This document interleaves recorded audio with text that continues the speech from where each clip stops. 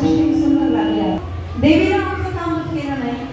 मग बुधवारी आम्ही काय केलं, हळूहळू पांडुरंगाकडे गेलो. आम्हाला संतांची प्रश्न आठवली की बोलावा विठ्ठल, पाहावा विठ्ठल, करावा विठ्ठल जीवे भावी. विठ्ठल हा जीवे भावी करण्याचा विषय आहे. आता काय करावं? तरी पण आम्ही पांडुरंगाकडे गेलो. या पंढरपुरात, या पंढरपुरात काही वाजत गाजत सोन्याचं बाशिंग लगीन देवात लागत. सोन्याचं बाशिंग लगीन देवात लागत.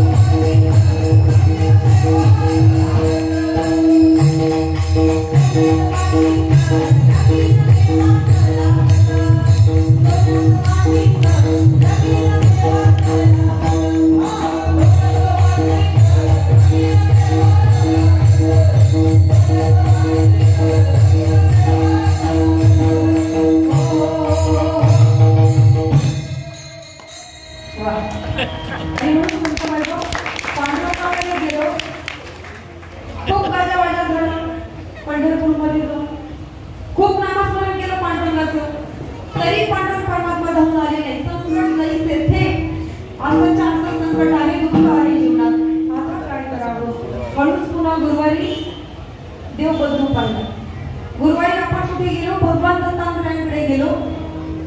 ते बोलले बाबा मी स्वतः 24 गुरु केले, जा पहिल्यांदा गुरु करून ये. मग संत बाबा गुरु करायचं म्हटलं, आम्ही लगेच पाठ फिरवली. मग आम्ही श्री स्वामी समर्थ महाराजांकडे गेलो. ते बोलले भिवू नकोस, मी तुझ्या पाठीशी आहे. पण ते बोलले पहिले कर्म कर. कर्म अजिबात नको, आई तर फुकट पाहिजे आम्हाला. आणि मग संत बाबा आम्ही लगेच दिंडीमध्ये निघालो पायी पायी. कुठे? शिर्डीला. गुरुवारी साईराम साईराम साईराम साईराम शिर्डी वाले साईराम साईराम साईराम साईराम शिर्डी वाले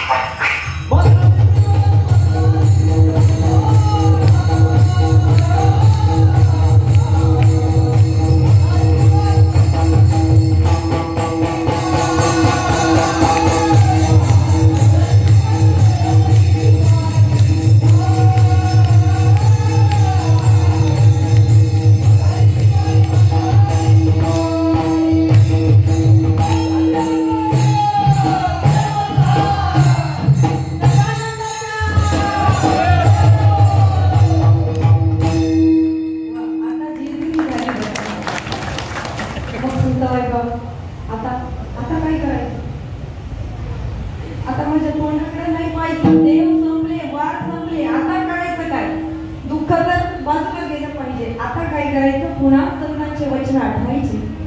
संतांनी आम्हाला सांगितलं, भगवंत जरी नाना तऱ्हेनं म्हटलेला असेल तरी एक तत्व नाम दृढ धरी म्हणा हरिसी करुणा येईल तुझी.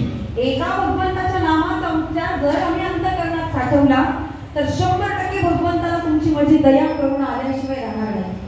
आणि म्हणून संत भगवान उठता बसता खाता पिता आठही प्रकार तुम्ही म्हणत नाही.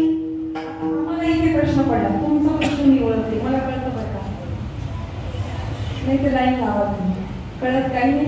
ऐका, आता 8ही दिवस आपण देव बदलले, आपल्याला असे देव पण बदलायचे नाही. मग भगवंताच्या नामाचा उच्चार कोणता करावा? संतांनी आमच्यासाठी तीही सोय करून ठेवली. संतांनी आम्हाला प्रमाण दिलं, राम कृष्ण हरी विठ्ठल केशवा मंत्र हा जपावा सर्व काळ. ह्या नावाचा उच्चार तुम्ही आम्ही करू शकतो. मग संत माईबाप पारिक जर पण विचार केला तर भगवंत एकच आहे, तो अव्यक्त आहे, अव्यक्त निराकार नाही आकार जे तुम्ही चराचर हरिसी मध्ये सगळीकडे हात व्यापलेला आहे. फक्त त्याला वेगवेगळ्या पद्धतीची रूप या मृत्यू लोकात घ्यावी लागलेली आहे आणि तोच या संपूर्ण मृत्यू लोकांमध्ये भरून उरलेला आहे. अभंगाचं दुसरं चरण.